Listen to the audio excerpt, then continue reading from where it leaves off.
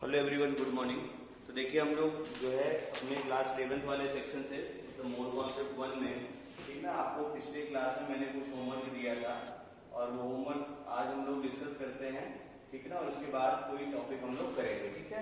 तो सबसे पहले देखिए आपको पहला होमवर्क ये था, मैग्नीशियम का परसेंटेज दे रखा था, सल्फर, ठीक है ना, और आपका ऑक्सीजन और वाटर दे रखा था और एम्पिरिकल फार्मूला बोल रखा था।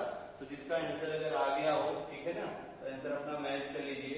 इसका आंसर था MgSO4.7H2O, ठीक है ना। तो ये फर्स्ट वाले क्वेश्चन का आंसर था। इस वाले क्वेश्चन का कौन से नंबर पे लिखा था मुझे नंबर नहीं याद है, लेकिन इसका आंसर था तुम्हारा MgSO4.7H2O, ठीक है ना।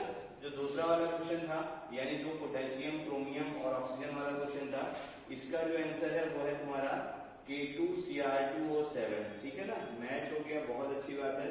और जो तीसरा वाला प्रॉब्लम है, इसका जो आंसर है तुम्हारा ये है Cr2O3, ठीक है ना।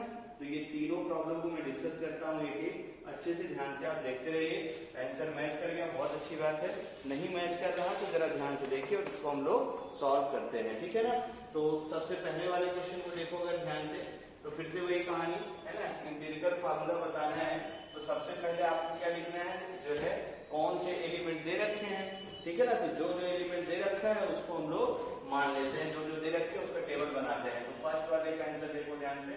सबसे पहले टेबल में क्या लिखेंगे हम लोग, एलिमेंट, फिर हम लोग क्या लिखेंगे, एटॉमिक वेट, ठीक है ना। फिर हम लोग क्या लिखेंगे उसका एटॉमिक वेट, और फिर आपको अच्छे से पता है क्या लिखेंगे हम लोग, परसेंटेज जो गिवन है, ठीक है ना। और फिर क्या करेंगे, देखो परसेंटेज को उसके एटॉमिक वेट से, ये चाहे पहले देखो चाहे बाद में, कोई फर्क तो पड़ेगा नहीं, परसेंटेज को एटॉमिक वेट से डिवाइड कर दो। अब इसके बाद आपको पता है क्या खोजेंगे, ठीक ना, होना चाहिए मिनिमम एंड रिपीटेड मैक्सिमम। यहाँ देखो क्वेश्चन में आपको वाटर एक कंपाउंड दे रखा है और यहाँ टेबल में क्या लिखे हो, तो एलिमेंट।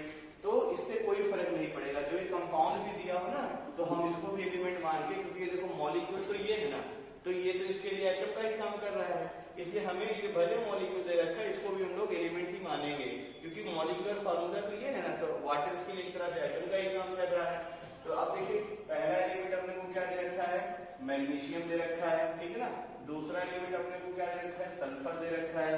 तीसरा एलिमेंट अपने को क्या दे रखा है, ऑक्सीजन दे रखा है। चौथा एलिमेंट अपने को क्या दे रखा है, वाटर। देखो मैं एलिमेंट बोल रहा हूँ क्योंकि ये इस गिवन कंपाउंड के लिए एलिमेंट का ही काम करेगा। अब देखिए जरा ध्यान से सबकी परसेंटेज लिखो। तो मैग्नीशियम कितना है, 9.76, ठीक है ना। सल्फर कितना है, तो सल्फर है तुम्हारा 13.0, नहीं इसका परसेंटेज इधर लिख रखा है, एटॉमिक वेट की साइड लिख रहा था। तो परसेंटेज कितना है, देखो 9.76। इसका एटॉमिक, इसका परसेंटेज कितना है, 13.01। ऑक्सीजन का कितना है, देखो 26.01, और वाटर का कितना है, देखो 51.22। अब सबके एटॉमिक वेट लिखते हैं। मैग्नीशियम का कितना है, 24, सल्फर का 32, ऑक्सीजन का 16 और वाटर का कितना है, 18। अब क्या करना है, जो भी परसेंटेज गिवन है इसके रिस्पेक्टिव जो भी मॉलिक्यूलर वेट है उससे क्या करना है, डिवाइड करना है। जो भी एटॉमिक वेट है उससे हमें डिवाइड करना है। देखो 13.01 डिवाइडेड बाई ये क्या हो गया तुम्हारा 32, और ये देखो क्या हो गया 16.01 डिवाइडेड बाई क्या हो गया 16। अगला देखो क्या हो गया 15.22 डिवाइडेड बाई क्या हो गया 18। इसको आप डिवाइड कर दीजिए, इसको डिवाइड कर दीजिए, इसको डिवाइड कर दीजिए। तो जब आप इसको डिवाइड करेंगे, मैं सीधा सीधा डेटा लिख दे रहा हूँ क्योंकि मेरे पास सोल्यूशन है इसका। तो इसको जब आप डिवाइड करेंगे तो ये आ जाएगा 0.406, ठीक है ना। और जब आप जो है सल्फर वाले को डिवाइड करेंगे तो ये भी एग्जैक्ट आ जाएगा 0.406। आप डिवीजन करके मैच जरूर कर लीजिएगा। और नेक्स्ट आ जाएगा तुम्हारा 1.625। नेक्स्ट आपका डिवीजन करोगे तो 1.625 आ जाएगा। और वाटर के केस में ये आ जाएगा 2.8, ठीक है ना, और 46, 2.846 ये आपको मिल जाएगा। अब हमें अच्छे से पता है मिनिमम एंड रिपीटेड मैक्सिमम। तो अब देखो यहाँ से इसके बाद हम लोग क्या निकालते थे, याद करो, सिंपल रेशियो। क्या निकालते थे, सिंपल रेशियो। तो सिंपल रेशियो जरा निकाला जाए, मिनिमम भी है रिपीटेड भी है, तो यानी ये वाला वैल्यू हम लोग जो है कंसीडर करेंगे 0.406 डिवाइडेड बाई 0.406 डिवाइड कर दो कितना हो गया 1। ये भी डायरेक्ट लिख दूंगा, देखो 0.406 डिवाइडेड बाई 0.406 कितना हो गया 1। अब ये देखो कितना हो गया 1.625 डिवाइडेड बाई 0.406। इसको जब डिवाइड करोगे तो ये तुम्हें राउंड ऑफ करके देखना 4 मिल जाएगा, ठीक है ना। ये हो गया तुम्हारा। और फिर इसके बाद जो इसको डिवाइड करोगे यानी 2.846 इसको डिवाइड करोगे 0.406 से, तो ये डेटा आपको मिल जाएगा, ठीक ना। ये डेटा आपको एग्जैक्ट मिल जाएगा 7 करके देख लीजिएगा। तो अब हमारे पास, ठीक है ना, जो भी चीजें हैं उसके अकॉर्डिंग हम लोग जरा इंपेरिकल फार्मूला लिखते हैं। तो इंपेरिकल फार्मूले में देखो ध्यान से क्या मिल गया है। अच्छा, अभी ये अगर इंटीजर ना मिलता तो हमें फिर सुटेबल इंटीजर खोज के मल्टीप्लाई करना पड़ता। तो मैग्नीशियम का कितना एलिमेंट है, देखो 8 यानी मैग्नीशियम हो गया, ठीक है ना। फिर देखो ध्यान से, चाहे ऐसे 1 लिखो चाहे ना लिखो। फिर इसके बाद देखो सल्फर है ना, तो सल्फर भी कितना है, देखो 1 है। ऑक्सीजन है इसके पास कितना है, 4 है।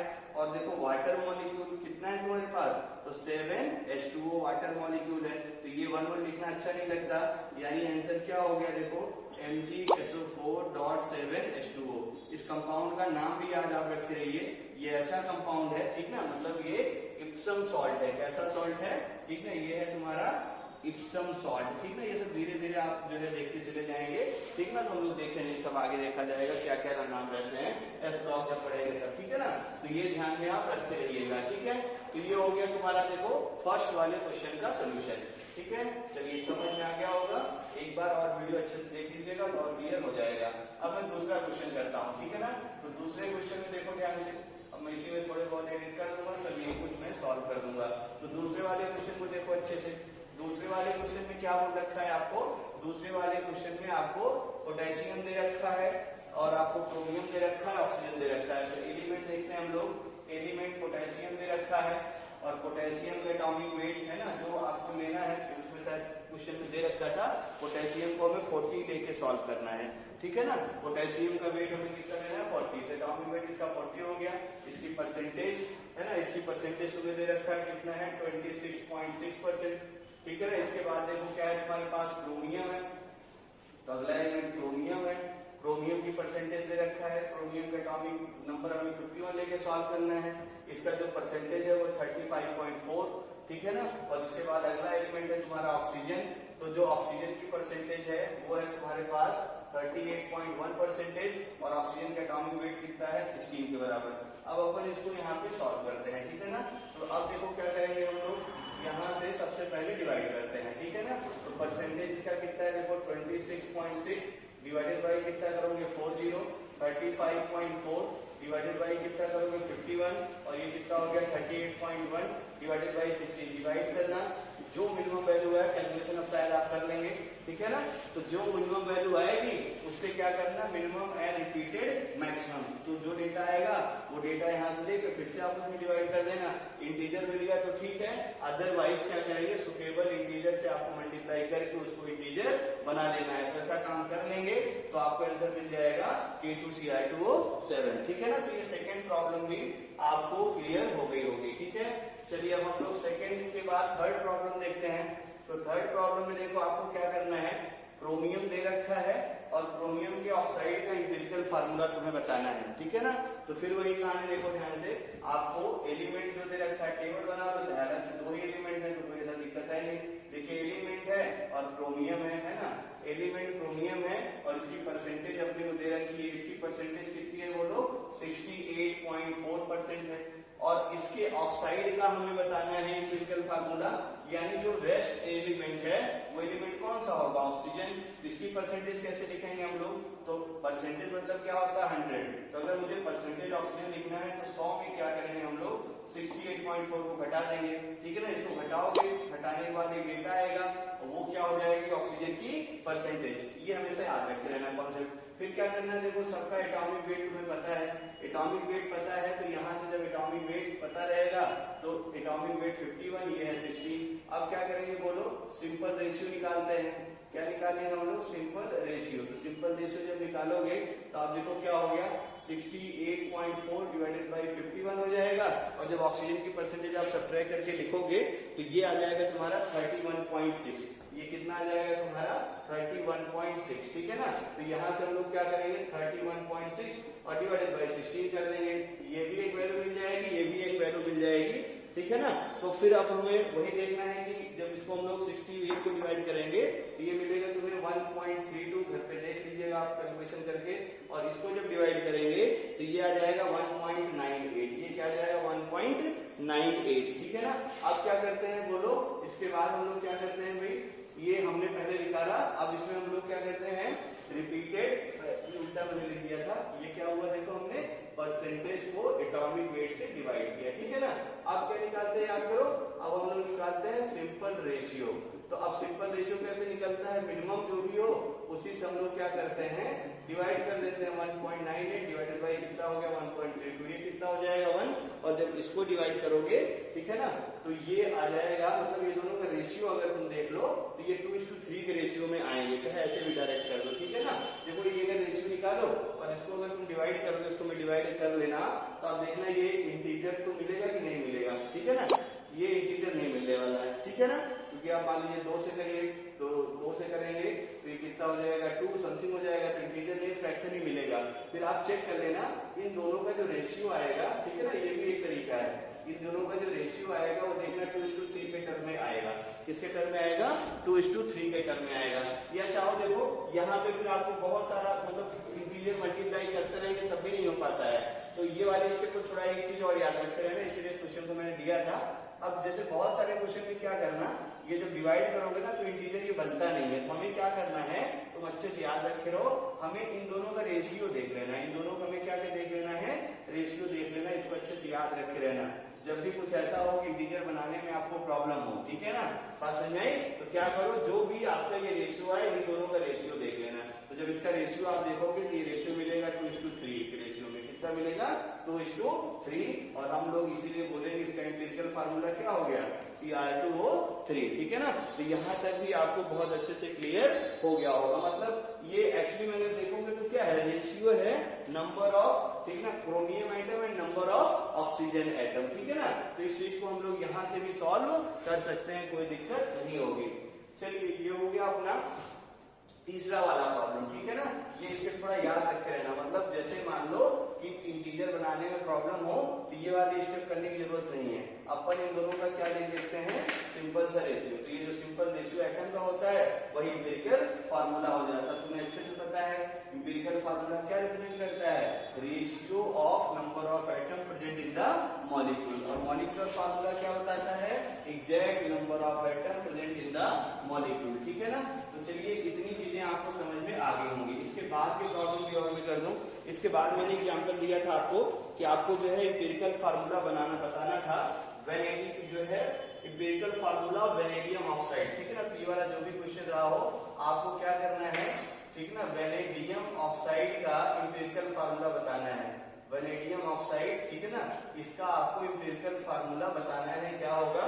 और वेनेडियम तुम्हें दे रखा था इफ ऑक्साइड कंटेन, ठीक है ना, ये तुम्हें दे रखा है vanadium if 2.73 gram of oxide contain, आपको दे रखा है कि जो आपका, ठीक है, वेनेडियम ऑक्साइड है, ध्यान से देखते रहना, वेनेडियम ऑक्साइड का वेट अपने को दे रखा है और ये कितना दे रखा है 2.73 ग्राम, ये तुम्हें दे रखा है। ये ऑक्साइड कंटेन इतना ग्राम मेटल, ठीक ना, इसके पास जो वेनेडियम ऑक्साइड है इसमें ये भी दे रखा है, इसके पास जो वेट है मेटल का, वेट ऑफ मेटल जो दे रखा है वो अपने को दे रखा है 1.53 ग्राम, और आपसे इसका इंपिरिकल फार्मूला पूछ रखा है। वेनेडियम का एटॉमिक नंबर दे रखा है, वेनेडियम का एटॉमिक नंबर 51 है और ऑक्सीजन का एटॉमिक नंबर 16 ये तुम्हें दे रखा है। एकदम आसान सा प्रॉब्लम है। देखिए वेनेडियम हमें दे रखा है, ठीक है ना, और वेनेडियम ऑक्साइड का वेट दे रखा है। तो हमें देखो अब इंपिरिकल फार्मूला बताना है, तो वेनेडियम ऑक्साइड का वेट इतना है, इसमें मेटल, अब मेटल तुम्हें अच्छे से पता है, मेटल भी क्या है तुम्हारा, वेनेडियम है। मेटल मतलब क्या हो गया, जो तुम्हारा मेटल है वो कौन सी मेटल है, तो वो मेटल है तुम्हारी वेनेडियम, डी ब्लॉक एलिमेंट है, देखा जाएगा, ठीक है ना। तो वेनेडियम भी तुम्हारा क्या है, मेटल है। तो अब देखो ध्यान से, अगर मैं पूछूं तुमसे कि जरा मास ऑफ ऑक्सीजन बताइए, क्योंकि देखो हमें इंपिरिकल फार्मूला बताना है तो आपको ये टेबल के बारे में सोचना है, एलिमेंट पता होने चाहिए, एलिमेंट पता होने चाहिए और एलिमेंट का मास पता होना चाहिए, तभी तो हम लोग बताएंगे। तो एलिमेंट पता रहेगा, अगर देखो परसेंटेज नहीं दे रखा है तो अपन डायरेक्ट मोल से भी कर सकते हैं, कोई दिक्कत नहीं है। तो उसके मोल निकाल के और जो उनका रेशियो होगा वही उसका क्या हो जाएगा, फार्मूला।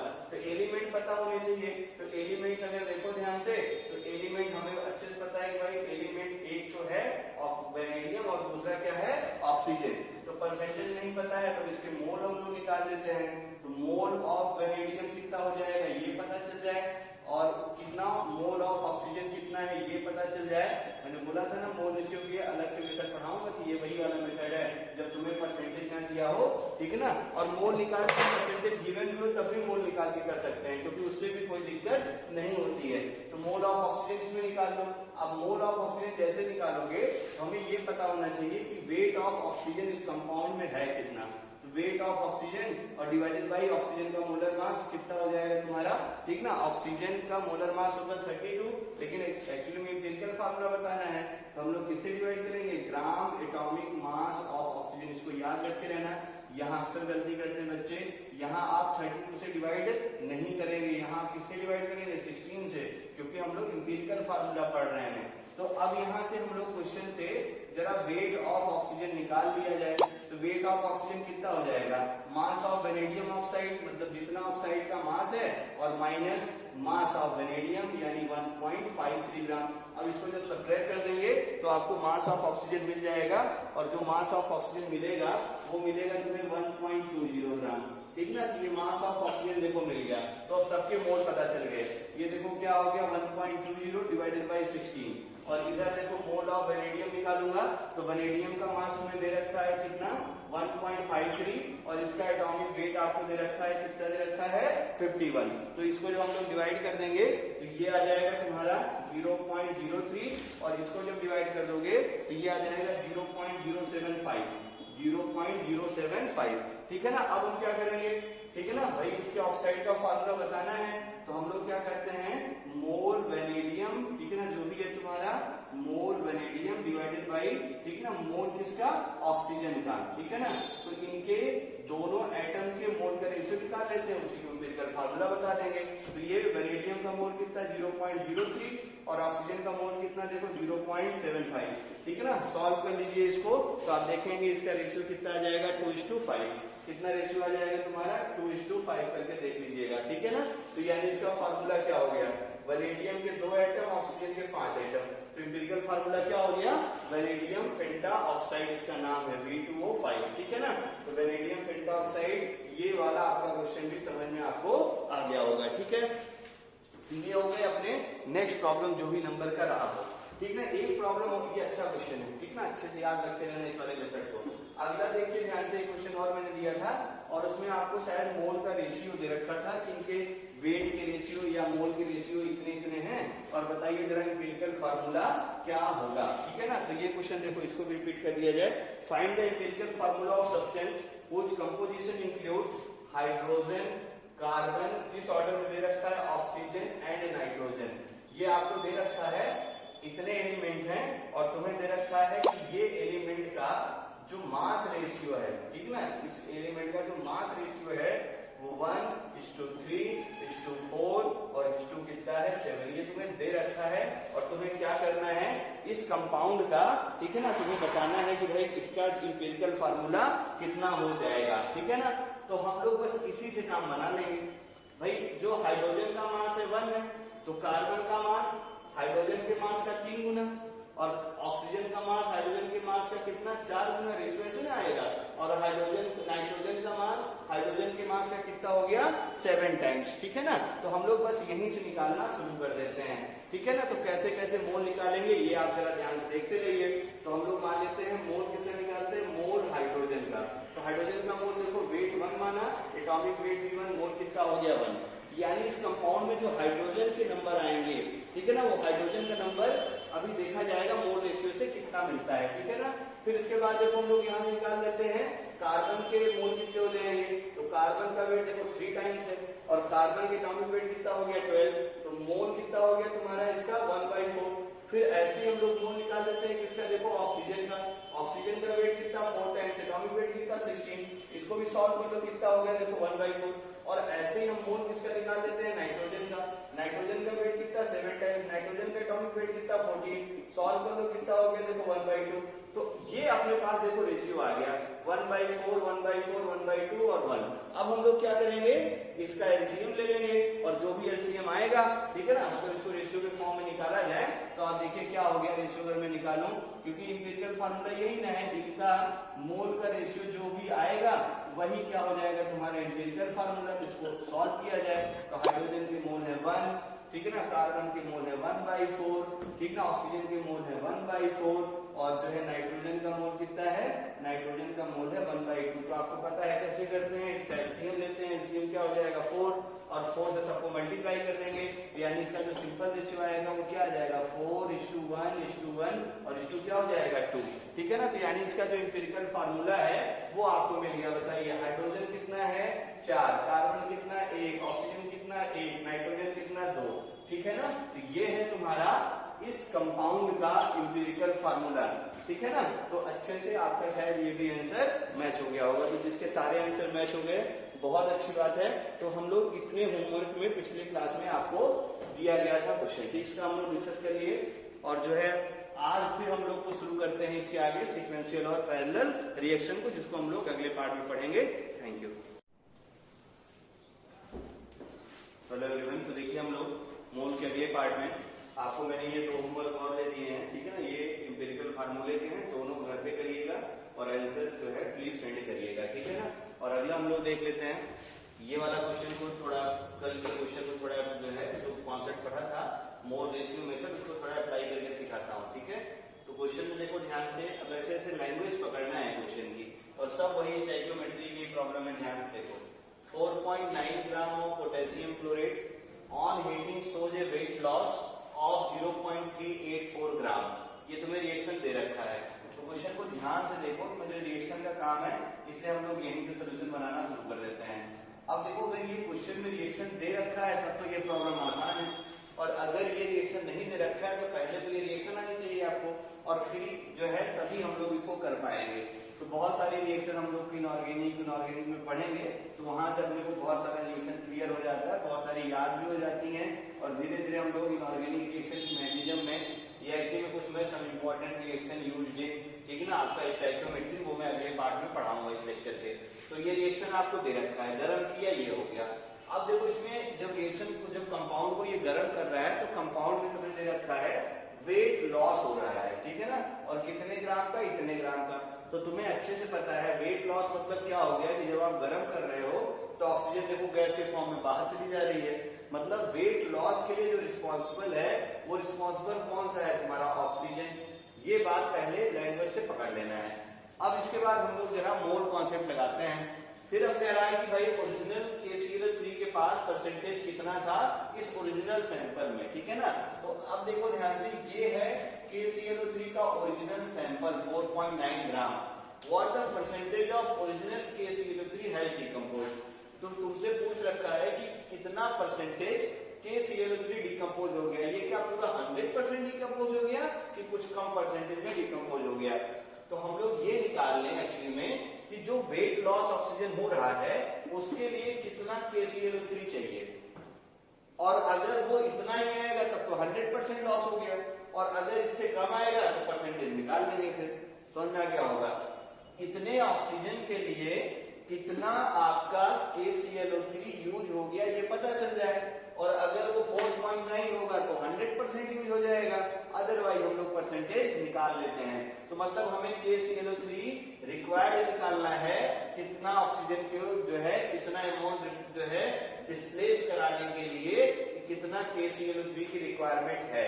तो पहले तो देखो मैं इसको, ठीक ना, 2-3 मेथड इसमें सिखाता हूँ और सारे मेथड अच्छे से सीख जाइए। जैसे टाइप 1, ठीक है ना, मान लो हमारा मन है कि ये ऑब्जेक्टिव क्वेश्चन है तो हम लोग मोल रेशियो मेथड लगा देते हैं फट से, है ना। मोल रेशियो मेथड क्या बोलता है, आपको मोल लिखना है किसका, रिएक्टेड का KClO3 डिवाइडेड बाय इसकी स्टोइकियोमेट्रिक रेशियो 2 इक्वल टू, देखो क्या होता है, बोलो, प्रोडक्ट के मोल डिवाइडेड बाय इसकी स्टोइकियोमेट्री इक्वल टू क्या होता है, प्रोडक्ट के मोल डिवाइडेड बाय इसकी स्टोइकियोमेट्री। हमें देखो ये गिवन है, ये पता करो काम बनेगा। तो हम लोग यहाँ से निकालते हैं, अगर mole KClO3 divided by 2 equal to mole O2, कैसे निकलेगा देखो, ठीक है ना।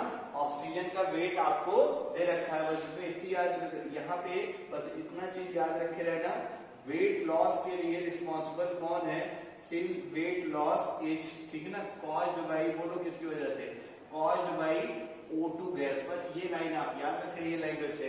तो हमें इसका यानी इतना ऑक्सीजन आपकी बाहर चली गई, तो ऑक्सीजन का मोल कितना हो गया 0.384 और डिवाइडेड बाई जो है, अब देखो ऑक्सीजन का मोल हमें निकालना है, तो डिवाइडेड बाई ऑक्सीजन का मोलर मास कितना हो गया 32 और पूरे का डिवीजन देखो इसकी स्टोइकोमेट्रिक रेशियो, ठीक है ना। तो यहाँ से हम लोग निकालेंगे मोल KClO3 कितना आएगा, कैलकुलेशन कर लीजिएगा। मोल KClO3 आ जाएगा तुम्हारा 8 इंटू 10⁻⁻3, ठीक है ना, घर पे कर लीजिएगा। ये आ जाएगा 8 इंटू 10⁻⁻3 मोल आएगा, ठीक है ना। आप इसको घर पे कैलकुलेशन थोड़ी कर लीजिएगा। तो मोल KClO3 आ जाएगा तुम्हारा 8 इंटू 10⁻⁻3 मोल, ठीक है ना। अब देखो मोल इतना आ गया, हम ये भी निकाल लेते हैं भाई कितना मास ये रिलीज हो रहा है, मोल इतना हो गया। हेंस अगर देखो हेंस मास ऑफ KClO3 कितना हो गया, तो अब देखो मोल का फार्मूला तुम्हें अच्छे से पता है, मोल का फार्मूला याद करो। तो मोल का फार्मूला क्या होता है, गिवन वेट, और गिवन वेट किसमें ग्राम में, डिवाइडेड बाय क्या होता है ग्राम मॉलिक्यूलर मास, ठीक है ना, क्योंकि मॉलिक्यूल है। तो ये वाली वैल्यू पता करनी है, ये अपने को पता है, तो ये वाली वैल्यू भी पता है। ग्राम मॉलिक्यूलर मास KClO3 का कितना हो जाएगा, पोटेशियम का कितना होता है 39, है ना, क्वेश्चन भी दे रखा है तो 39 ही करके लेना है। क्लोरीन का लेना है 35.5 और ऑक्सीजन का लेना है 16। आप कर लेंगे, पूरा ऐड कर लीजिएगा, आप देखिएगा इसका मोलर मास 122.5 ग्राम आएगा, ठीक है ना। अब मुझे याद है इसलिए मैंने लिख दिया, आप इसको लेकिन घर पे ऐड करके सॉल्व कर लीजिएगा, ठीक है ना। तो मास ऑफ KClO3 मुझे पता करना है। तो मास ऑफ KClO3 इस फार्मूले से क्या हो जाएगा, weight into molar mass of KClO3। तो मोल किसका देखो KClO3 का, और इनटू क्या हो गया बोलो, gram molecular mass of KClO3, ठीक है ना। तो मोल KClO3 तुम्हें पता है, मोल KClO3 कितना है 8 इंटू 10⁻⁻3। ग्राम मॉलिक्यूलर मास कितना है, अभी मैंने जोड़ के बताया 122.5। इसको आप जब ऐड करेंगे, मल्टीप्लाई करेंगे, तो मल्टीप्लाई करके ये आपको आंसर मिल जाएगा 0.098 ग्राम। कितना मिल जाएगा 0.98 ग्राम। घर पे इसको भी मैच करा लीजिएगा। तो ये देखो इतना मास तुम्हारा KClO3, ठीक है ना, ऑक्सीजन जो है खा गया। तो अब हमें अपने को क्या बताना है, देखो परसेंटेज। तो परसेंटेज कभी भी निकालना हो तो परसेंटेज का बहुत अच्छे से फार्मूला आपको याद होगा। परसेंटेज इधर से शायद पढ़े होंगे फिजिक्स में या कहीं ना कहीं देखे होंगे। Delta x over x into क्या होता है 100, मतलब change divided by original into 100। ये परसेंटेज कंपोजिशन, परसेंटेज किसी भी एलिमेंट का, कंपाउंड का जो भी है निकालने का फॉर्मूला होता है, delta x over x into 100। तो बताइए जरा कितना परसेंटेज हो गया भाई, यहाँ मैं लिख दे रहा हूँ। तो परसेंटेज अगर KClO3 ओरिजिनल मुझे निकालना है, तो आप देखिए ओरिजिनल कितना KClO3 है, डिकम्पोज होके कितना चला गया 0.98, इनिशियल कितना था देखो 0.490। 100 से मल्टीप्लाई कर दो और सॉल्व कर दो, तो देखो आंसर मिल गया आपको। कितना परसेंटेज आ गया 20%, है ना। तो ये बड़ा अच्छा क्वेश्चन है। इस टाइप के क्वेश्चन भी आपको बहुत सारे एग्जाम में मिला करते हैं। तो आई होप ये आपको बहुत अच्छे से क्लियर हो गया होगा, ठीक है ना। चलिए इसके बाद हम लोग देखते हैं इसके और एक आध टाइप के प्रॉब्लम, ठीक है ना, समझ में आ गया सबको। तो अगला प्रॉब्लम देखो ध्यान से, स्क्रीनशॉट ले लीजिए और एक बार वीडियो और रिवाइंड करके देख लीजिएगा प्लीज, है ना। सेकंड क्वेश्चन देखो ध्यान से। अब ये क्वेश्चन आप RCM पढ़ेंगे तो आपको RCM क्वेश्चन में मिल जाएगा और घर पे उसको प्लीज आप सॉल्व जरूर कर लीजिएगा, ठीक है ना। जैसे देखो तुमसे बोले कि हमारे पास क्वेश्चन नंबर 2, इसको मैं कर दे रहा हूँ, डेटा आप देख के घर पे बनाइएगा और ये कॉन्सेप्ट दिमाग में रखते रहिएगा। जैसे आपको बोलेगा कि हमारे पास x ग्राम मिक्सचर है, कुछ भी हमारे पास x ग्राम मिक्सचर है और मिक्सचर में मान लो मैंने ले लिया कि कैल्शियम कार्बोनेट और प्लस क्या है मैग्नीशियम कार्बोनेट है, ऐसे क्वेश्चन को दे देगा। और फिर बोलेगा कि हमने स्ट्रांगली इसको हीटअप किया और स्ट्रांगली हीटअप करने के बाद जो रेजिड्यू हमें मिला है, इसको गर्म करने के बाद जो हमें मिला है रेजिड्यू, वो मिल गया, ऐसे ये भी दिया रहेगा, मिल गया कितना y ग्राम। ये भी याद रखे रहना, कितना रेजिड्यू मिलेगा ये भी गिवन रहेगा। रेजिड्यू मतलब क्या होता है बोलो, सॉलिड प्रोडक्ट, मतलब जो भी रिएक्शन में सॉलिड प्रोडक्ट मिलते हैं उस प्रोडक्ट को हम लोग क्या बोलते हैं, रेजिड्यू। अच्छे से याद रखे रहना, ठीक है ना। तो बोलेगा कि y ग्राम रेजिड्यू मिल गया, फिर तुमसे पूछेगा कि जरा wait percentage weight of calcium carbonate कितना है, ये बताइए कितना होगा, या percentage weight of magnesium carbonate इसके अंदर कितना होगा। ये बहुत इंपॉर्टेंट है, ढेर सारे प्रॉब्लम आपको आए हुए क्वेश्चन में ये मिल जाएगा। ठीक है ना। ये क्वेश्चन है तुम्हारा होमवर्क, आप RCM नरेंद्र अवस्थी या DPT जो है लिंक में आप उसको देखेंगे, इस टाइप का क्वेश्चन मिल जाएगा, इसको भी थोड़ा आप सॉल्व कर लीजिएगा, ठीक है ना। तो ये हो गया, मैं क्वेश्चन दे रहा हूँ। अभी मैंने देखो पहले वाले क्वेश्चन का केवल एक मेथड बताया है, अब उस वाले क्वेश्चन का 2 मेथड और डिस्कस कर दूं, तो ताकि आपको समझ में आ जाए कि आप कुछ भी लगाइए, यानी चाहे आप ओरिजिनल मेथड स्टोइकियोमेट्री लगाइए, चाहे आप जो है मोल रेशियो लगाइए, और चाहे आप यूएसी लगाइए, सिंगल रिएक्टेंट गिवन है तो कोई प्रॉब्लम ही नहीं है, हमेशा आंसर आपके मैच कर जाया करते हैं, ठीक है ना। तो देखिए जरा, हम लोग देखते हैं इस वाले क्वेश्चन को अगले मेथड से। तो टाइप 1 आपको समझ में आ गया होगा, ठीक ना। टाइप 2 हम लोग देखते हैं जरा ध्यान से। तो टाइप 2 में हम लोग देखो, टाइप 2 में हम लोग सिंपल सा उसको हम लोग मालूम बेसिक मेथड या जो है स्टोइकियोमेट्री मेथड हम लोग बोलते हैं, ठीक है। हम लोग देखो स्टोइकियोमेट्री जरा लगाते हैं, ठीक। तो रिएक्शन में देखो क्या दे रखा था, 2KClO3 डिकम्पोजेस प्रोड्यूसेस 2KCl और प्लस क्या हो गया 3O2, क्योंकि मैंने बोला था आपको 3 मेथड से सिखाता हूँ, इसलिए मैं इसको दूसरे मेथड से भी समझा रहा हूँ। तो फिर वही कहानी, वेट के लिए ये रिस्पॉन्सिबल है, ठीक है ना।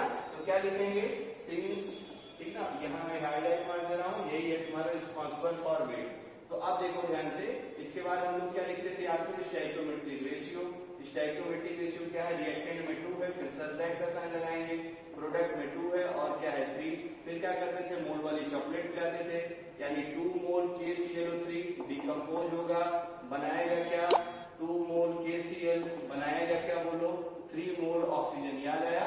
तो ये हो गया अपना ओरिजिनल मेथड। अब देखना ध्यान से, ये ऑक्सीजन का कितना रिप्लेस हो रहा है ये अपने को दे रखा है, और ये कितना रिक्वायर्ड है ये पता करना, काम बन जाएगा।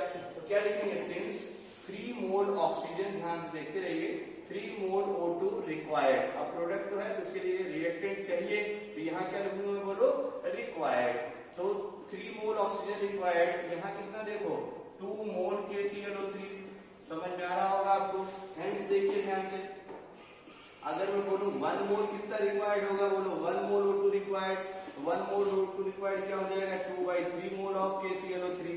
अब देखना ध्यान से, इधर पे अगर देखो ध्यान से, तो ऑक्सीजन का वेट दे रखा है, और वो वेट शायद 3.864 दे रखा है, ठीक है ना। वो वेट कितना दे रखा है, वो वेट अपने को दे रखा है 0.384, कितना दे रखा है, ऑक्सीजन का वेट जो लॉस हो रहा है 0.384 ग्राम दे रखा है। तो यानी इधर भी ग्राम से रिप्लेस करेंगे, और हमारे ये देखो रिजल्ट में भी 4.9 ग्राम दे रखा है, तो यहाँ भी हम लोग मोल को किससे रिप्लेस करेंगे, ग्राम से। बस काम बन गया अपना, यहाँ भी मोल ग्राम से और यहाँ भी मोल ग्राम से। हेंस 1 मोल ऑक्सीजन का मास कितना, 32 gram. Hence 1 mole and 32 gram oxygen required, बोलो 2/3 इंटू KClO3 का कितना आया था, 122.5 ग्राम ऑफ KClO3, ठीक ना। फिर इसके बाद देखेंगे, हेंस 1 ग्राम ऑफ O2 कितना रिक्वायर्ड रहेगा, 2/3 इंटू क्या हो गया 122.5, और कितना है तुम्हारे पास, ठीक ना। तो ये हो गया तुम्हारा, ठीक है ना, डिवाइडेड बाय कितना हो गया 32, इतना ग्राम ऑफ KClO3, और तुम्हारे पास देखिए ऑक्सीजन कितना है, 0.384 ग्राम ऑक्सीजन को कितना रिक्वायर्ड है KClO3, तो 2/3 122.5 डिवाइडेड बाय 32 इंटू 0.384 करके देखिएगा, इसका भी आंसर आप वही पाएंगे 0.98 ग्राम, ठीक है ना। तो ये देखो इतना आपको KClO3 रिक्वायर्ड है, ठीक ना, ऑक्सीजन के इतने मास को रिप्लेस कराने के लिए।